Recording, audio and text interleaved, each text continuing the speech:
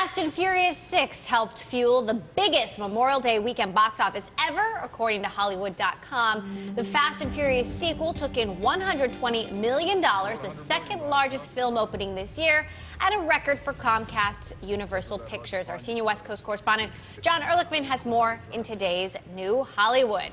We called it. Pretty impressive, right, for movie number 6 in a series. I mean, I'm sure The Rock's biceps may have helped, but good reviews helped too. This movie was favorably reviewed going into it. You're making a weird Emily Chang face, but it is true, and that helps. I think the message is, if it's good, then people are still willing to go to the box office, even though we've got a million things to distract us from going to the theaters these days. And then you ultimately see a Memorial Day box office in North America topping more than $300 million when you put all the films together.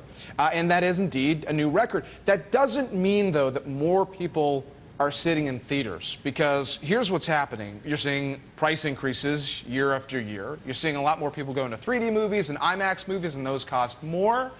So Hollywood has found this way, even if they can't get the same amount of people to get them to go when the films are good and pay a little bit more. So what was number 1? Was that Iron Man?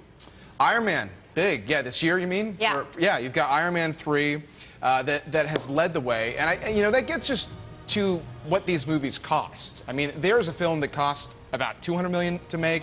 Fast and Furious 6 cost $160 million to make. You've got some other big ones coming this summer. Man of Steel, Superman movie, $200+ million. The Lone Ranger, $200+ million. So my point is that they bring in a lot of money. They cost a lot to make. So it's not easy to make your money back. But the period between the start of May and Labor Day generally accounts for 40% of the annual box office revenue. So if you're going to spend, probably makes good sense to spend during this period. So what's the outlook then for the rest of the summer? I mean, are these blockbusters going to carry us through the next couple of months? I think what helps these films in a big way is that they can really lean heavily these days on the international markets. That's something that they weren't always able to do. Well, Iron Man is huge in China, right? Yeah, no, absolutely. And so if you're going to be spending, and not that that's cheap to market those films in those markets, and we've talked about how Iron Man 3 is tailored specifically to the Chinese market too.